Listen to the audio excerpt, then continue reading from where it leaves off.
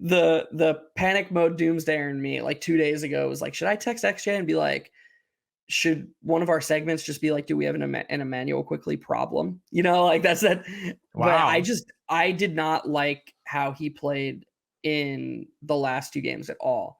And with me, like the reason I've always loved Quickley is because he, like for last season, once like I don't know, after once the rotation changed and Tibbs kind of figured out that like, okay, I can't jerk Quickly's minutes around. He just has to play. Like I need him to play every game.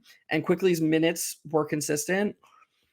I would be surprised if you could find a game where his process was bad, where you were just like, oh, I don't like what he was doing out there. Like, sure, there were games where he missed shots, but Quickly was so good last season because his process and his impact not related to scoring were so consistent. And then he went on like a 30 game streak where he shot over 50% from the field in every game. Like, and then the scoring came along, and obviously that's why he should have won Sixth Man of the Year. I didn't love his process in either the Hawks or the Pelicans game. He took a number of shots where I was just like, dude, what are you doing? Like, I just, it was very unquickly like, and I know there are people who are like, oh, actually, he takes lots of 30 footers.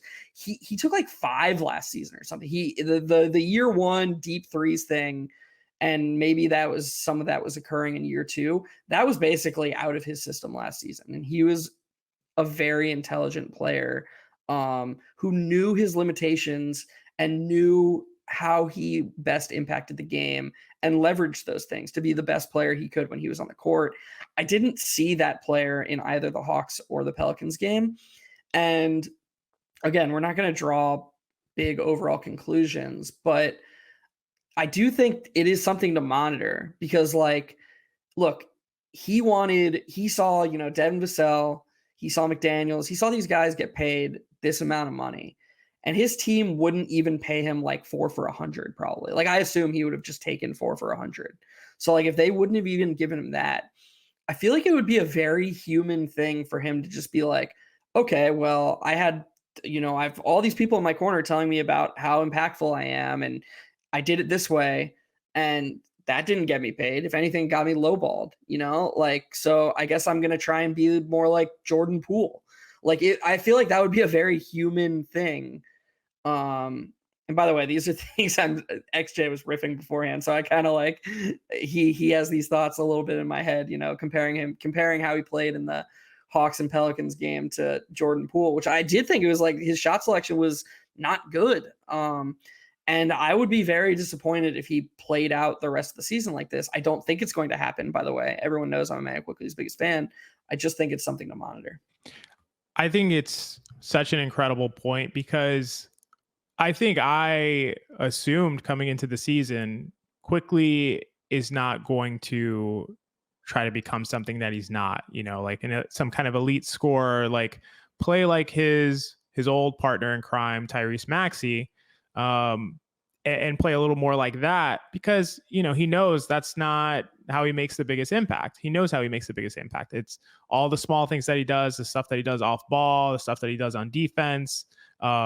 He has, I mean, I will say he has shown improvement, in my opinion, as a pick and roll ball handler this year, which is exciting. Like he's doing it more often. He's generating efficient offense out of it. His passing's been really good out of the pick and roll, which has been amazing. And he's also killing it from the mid range. He's been deadly from the mid range so far this season. I looked it up earlier. He's shooting 12 of 22 from the mid range so far. So that's really incredible.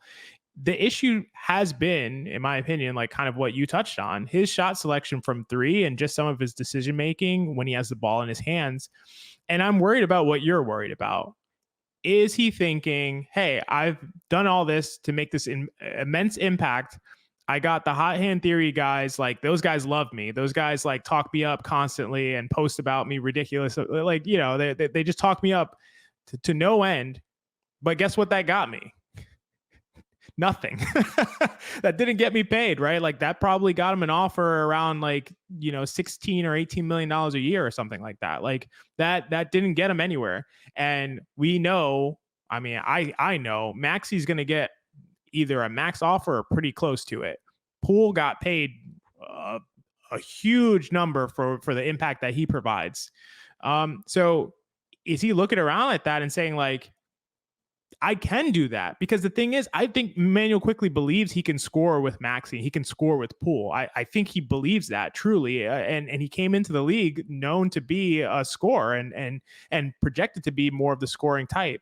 So it's not like he's like, man, I can't do those things. Those guys are just like way more talented than me. Like, he's probably thinking like, I can do that, and I can do this defensive stuff, and I can do this stuff off ball. Like, I'm this complete player who can do what they can do and a lot more. And maybe he feels like he needs to show it.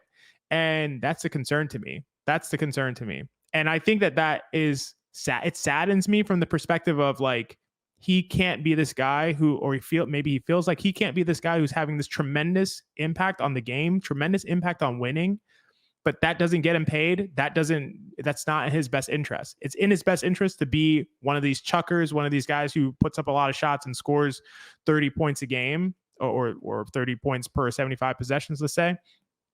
And if that's how he feels, that's just really unfortunate. And I think that the NBA and the way that they make some of these decisions as far as like paying players, it's really facilitating that. Like, you're really, like, GMs and teams, you're really facilitating that if the guys who you're offering these big contracts to are like Jordan Poole and guys like that, and you're not to people who are like quietly having this tremendous impact like Immanuel Quickley. So I think that that's unfortunate. Hopefully this is just a blip. And I even think in the first game against the Celtics, he was doing some of that. He just was hitting those shots. He just wasn't in the Hawks and the Pelicans game. So hopefully that's a blip.